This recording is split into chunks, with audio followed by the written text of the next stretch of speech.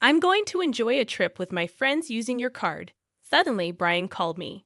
I had noticed he'd been coming home late and chatting with Nicole, acting strange. Was he planning something with her all along? I suspected they teamed up for a scheme. But thankfully, I was prepared. Maybe I should act surprised. Oh, really? Explain. I already knew Brian was leaving for a trip today. It's unbelievable if he's trying to trick me. I have been patient until now, but today I felt the urge to get back at him. It's time to fight back against those annoying siblings. Once today is over, everything will clear up. I hope they're having fun on their trip, unaware that someone in their group is on my side. My name is Pamela Smith, and I'm 33, living with my husband Brian. After high school, I started working at my current company, gained experience, and got certifications. Being valued for certifications and my track record, I got a lead position at 21. Even though I'm younger than Brian, I'm his superior at work. I trained him and two others. Brian joined the company a bit later, and despite being close in age, I became his supervisor. We started dating, and our relationship became typical. After moving in together, I noticed Brian's sloppiness. We got engaged, and Brian proposed that I become a stay-at-home wife. He had a dream of me handling the house, and he wanted kids soon. I expressed concerns about finances and not quitting my job even after having kids. I understand the idea of buying a house, but it bothers me that you earn more than me. Still, I want our house. I was thinking of getting one right after our wedding, but that might be tough. Since I already earn more, how about we manage the wedding and the house for now and think about kids later? We can decide what to do about my job then. All right, let's do that. Honestly, I didn't want to quit my job, but I felt like suggesting this. Otherwise, Brian might keep demanding. Before our wedding, we had an engagement party with both families. Brian's sister Nicole was away on a trip, so I met her for the first time at the wedding. She entered the waiting room without knocking, looked me up and down, and said, "So this is who Brian chose. A bit plain compared to his past choices, huh? I'm Pamela. Nice to meet you, Nicole." She waved her hand and left the room, leaving me stunned by her upfront attitude. Turns out, this sister-in-law is quite the character. Later, I greeted my sister-in-law's husband, and he seemed like a decent guy. The ceremony went smoothly, and after touring our new home, Brian and I bought the house we both liked. I thought things would get busy, so I put more energy into my work. On a seemingly ordinary day off, the doorbell suddenly rang. Since I was occupied, Brian answered it. He came back chatting and laughing. It turned out my sister-in-law had dropped by. "Hey there, Pamela.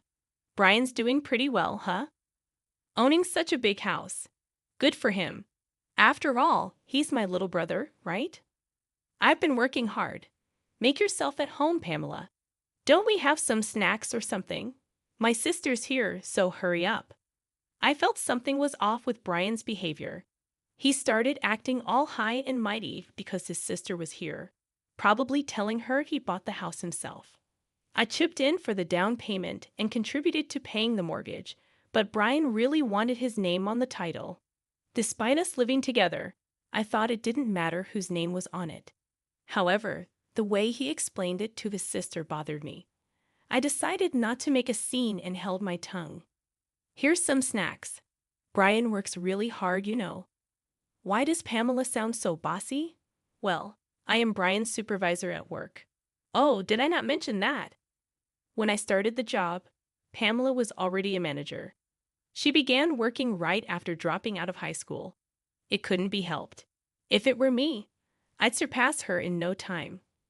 "Wait, you dropped out of high school? You look serious, yet you're less accomplished than me. Is there a problem?" "Not really, but since he didn't graduate, and I'm your sister-in-law, I can ask you for anything, right?" "That's true, Pamela. Whatever my sister says is the final word. If you refuse, I'll kick you out of the house." I struggled to understand what this sibling pair was talking about. What's the point? She can ask me for anything because I don't have a high school diploma. And if I don't listen, I'll be kicked out of the house. What kind of nonsense is this? I gave a polite smile and quickly escaped to the kitchen. From the kitchen, I could hear Brian's voice, and they seemed serious about their earlier conversation. After their talk, my sister-in-law came into the kitchen. "Hey, Pamela, I've got a favor to ask." "What's up?" "I kinda need to borrow a little money, like $5,000, please." "How is that a little money? That's a lot." "What do you need it for anyway? Come on, it's just $5,000. You're a supervisor, right? You must have a good salary." "Oh, right, I needed to cover the remaining renovation costs." "Didn't you just brag about your new condo?" "The other day, Brian told me to hand over some money. He claimed he'd lend it to his sister, Nicole, and said I should ask you." "Why would he decide that without asking me?" "Listen, Pamela, either give me the money, or I'll call the boss right now and tell them you want to quit. Which one do you prefer?" All right, Nicole, I'll lend you the money, but on one condition. We need to draw up a promissory note. Even though we're family, I want it in writing. So when you come to get the money, make sure to bring your ID with a picture, okay?" "Oh, such a hassle, but fine. If you're going to give me the money, I'll be over tomorrow night." So I decided to lend my sister-in-law the money. I had this gut feeling that getting her to sign a promissory note was essential. Even though Nicole grumbled, she did bring everything I asked for the next day. But seriously, I never knew how much Brian was spoiled by his sister until we got married. It's just ridiculous. I bet no matter what I said, it wouldn't have made a difference. Later on, I found out Nicole used the money to buy designer stuff. Once I lent her money, she kept asking for more without any hesitation. Of course, I made her sign a note every single time. In a month, she had borrowed about $12,000 from me. Just when I thought this was becoming too much, I got called into the boss's office. Turns out, they wanted to promote me from a supervisor to a manager. I was over the moon, excited to share the good news with Brian, who had taken the day off. "I'm home, Brian. Guess what?" "Welcome back, Pamela. You seem really excited. What happened today?" "My boss called me in, and guess what? He asked me if I wanted to be the department manager. My goal has always been to become the head manager, so I'm super excited that I'm getting closer to it." "Huh. Wait. What, Pamela? You're getting promoted? I don't get it. Did you accept the offer?" "Well, yeah, I've told you about my goal before, right?" "Hold on, you should have asked for my permission before making such a decision. Plus, I've told you I wanted you to be a stay-at-home wife, haven't I? How come you're getting promoted and I'm still stuck at the same position? Doesn't that seem odd?" "That's not my fault. I've made it clear that I don't want to quit my job. Why you can't get promoted is beyond me." Shortly after, Brian made a call, and I assumed it was to his older sister. Sure enough, a few minutes later, his sister arrived. "Hey, I heard you stole Brian's promotion opportunity. What's the big idea?" "No, I didn't steal anything. At our company, promotions are based on performance." "So you're saying Brian's incompetent at his job? How dare you look down on him? As his wife, this is ridiculous. Let's go grab some barbecue on her dime." They rummaged through my purse and took my bank card. I tried to resist, but they were 2 against 1, and I ended up being restrained. The two of them left, laughing, and tears welled up in my eyes. I shouldn't have married such a man. It's too late for regrets. I need to find a good divorce lawyer. That night, Brian didn't come home. The next day when I went to work, Brian had already arrived and came up to me with a smug look, saying, "Yesterday was a blast. Eating on someone else's dime is the best. Thanks for the treat." When he handed me the receipt, I saw he'd been to an upscale barbecue restaurant, and the bill was $1,200. There were also receipts from luxurious bars that totaled an unbelievable $6,000. I wanted to snap back, but more and more employees were coming in, so I held my tongue. On my way home, I checked how much was withdrawn from the bank, and to my shock, it was $8,000. I confronted him when I got back. "Brian, what were you thinking, taking out $8,000 for fancy barbecue and luxurious bars?" "It's my money, and it's what I had saved from my single days. I just got home, And you're nagging me about money from your single days. Don't know, don't care, can't do anything about it now since I've already spent it. He said that and ran into the bathroom. That's it. I'm definitely going to divorce him. I went to see a lawyer over the weekend. Several weeks have passed since then, and the preparations for the divorce are progressing steadily. Ever since that incident, Brian has been coming home late, and he leaves the house in a hurry on his days off. I was getting suspicious and thought about hiring a private investigator when I got a call from Kevin, my sister-in-law Nicole's husband. Hello, is this Pamela's number? Yes, Kevin, it's rare to hear from you. Yeah, it's been a while. Anyway, is my wife there, Nicole? No, she's not here. I see. She's been coming home late and leaving without telling me. On weekends, she said she was at Brian's place when I asked her yesterday. Oh, I see. Brian's been acting the same way. Maybe they're both going somewhere together. It's none of my business anymore, so I don't really care. Oh, and Kevin, I had something to tell you as well. Can you hear me out? None of your business anymore. What do you mean? All right, go ahead. I told him everything that happened about the money I lent to my sister-in-law and everything else. Upon hearing this, Kevin sighed and said, Is that so? I'm sorry about my wife. To be honest, I've been at my breaking point and considered getting a divorce, but I just couldn't take action. Why not use the evidence I've gathered, Kevin? You should get a divorce too. It's not fair for you to be in this situation. Let's give those selfish siblings who spend money recklessly a taste of their own medicine. Yeah, let's work together on this. Oh, by the way, I think Nicole and the others might be planning a trip. He mentioned that she had urged him to take a long vacation, and there were travel brochures on Pamela's vanity. Curious, I decided to look inside the shelf that Brian had always told me not to touch. Sure enough, I found travel brochures and club cards. That's when it clicked for me. Kevin, I think they might really be planning a trip. I found some brochures. I've got an idea. As I explained the plan, Kevin laughed and agreed to go along with it. We decided to coordinate further via text and ended the call. I also sent him some potential evidence that could be beneficial for the divorce and meticulously planned our next steps. 2 weeks later, early one morning, Brian left the house. I knew about it since Kevin had informed me the day before. A few hours later, Brian called.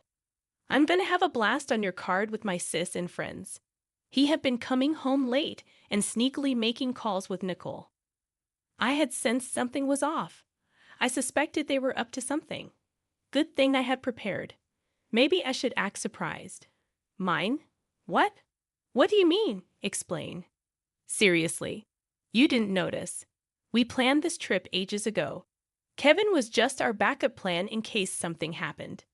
We felt you've been getting too arrogant lately and talked about teaching you a lesson. Got it? Now you can't stand up to us anymore. I don't have to tolerate this any longer. I've been patient for so long. A little payback isn't too much to ask for. I don't feel anything anymore, not even a shred of emotion. Brian, what did you say earlier? I told you about your debit card, right? Huh? I have my card in my wallet, though. What?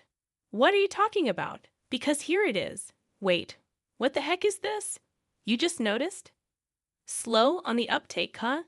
Didn't you take my old gym membership card from the fitness club I used to go to? It's the same color and same stiffness. Oh my God, it does say fitness club. But I swear when I checked it, it was definitely a debit card. Are you sure you didn't just mix them up? Hey, I heard everything because you're on speaker. What's going on? Brian brought a fitness membership card. I'm sure I saw my debit card. Ah, so it was a scheme by Nicole and Brian, huh? I'm so disappointed. Actually, last night I switched the debit card with the membership card. Seems like you didn't check this morning and just went with it. What? Dude, what the heck are you playing at? No, I should be the one asking that, Brian. Tough break, huh? Don't get too cocky just because you're my stepsister. Got it? You'll remember this when we get back. I've got gifts waiting for both of you when you come back. You trying to bribe us? I won't accept anything but cash. Well, we'll see about that. Look forward to it. That's beside the point. What should we do now? Oh, Pamela, can you send me some money? I hung up the phone. I didn't need to hear any more. Then I got a message from Brian saying, "You better send it, okay? Or worst case scenario, we still have Kevin here, you know." I simply replied with, "Is that so?" and went back to sleep. I was woken up by the ring of my phone in the afternoon. Looking at the screen, there were an incredible number of missed calls and messages. First, I called my brother-in-law and then answered Brian's call. "Hey, finally send the money ASAP, please. It's so cold. I think I'm gonna freeze."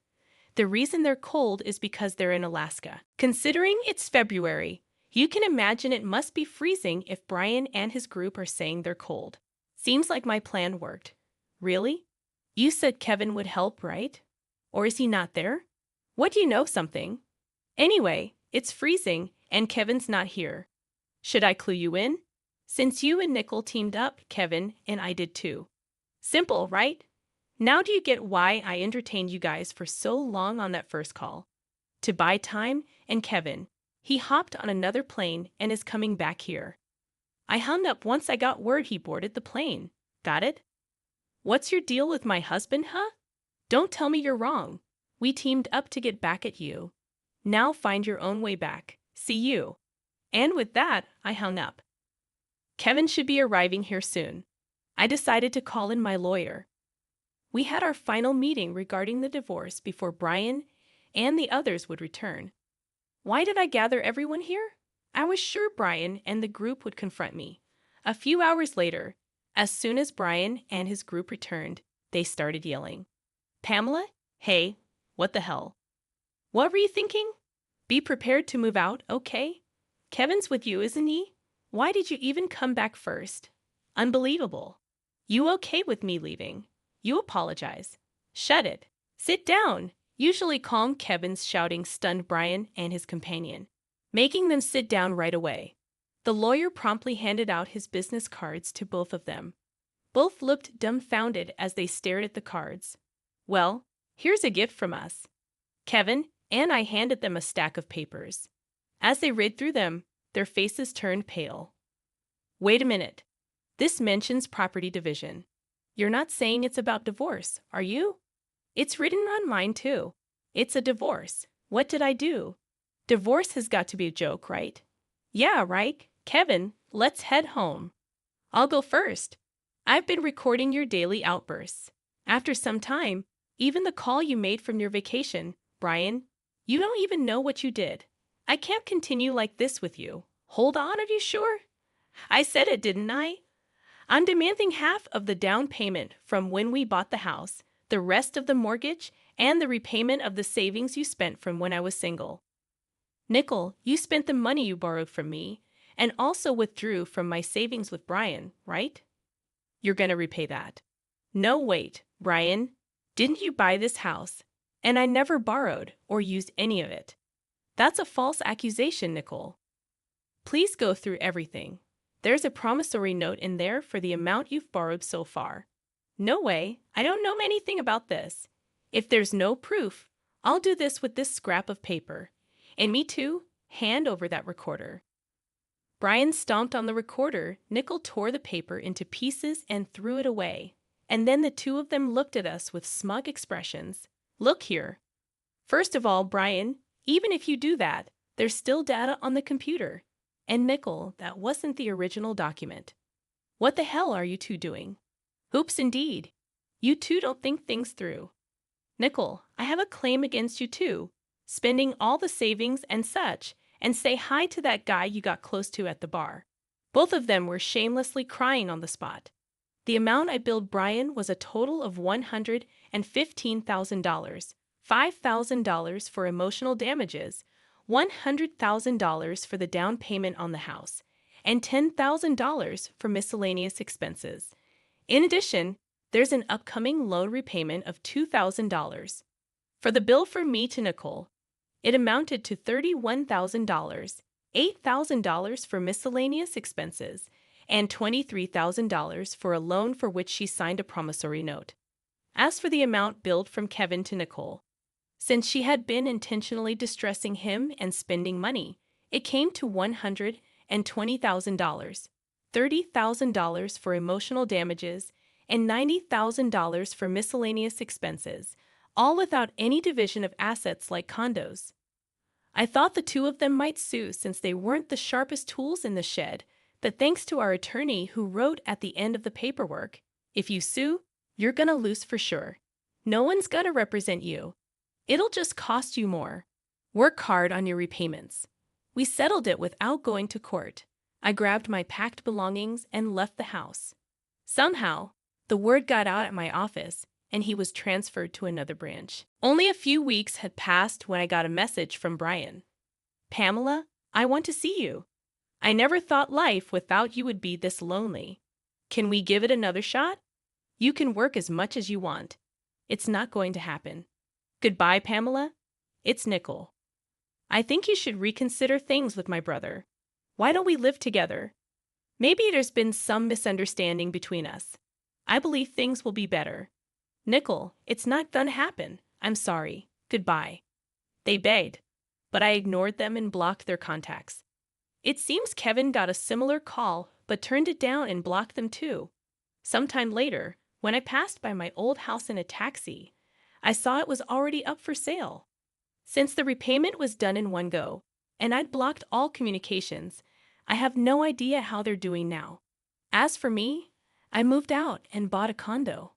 Work's been going well, and my boss recently told me that I've been promoted to regional director, a position I've always aimed for.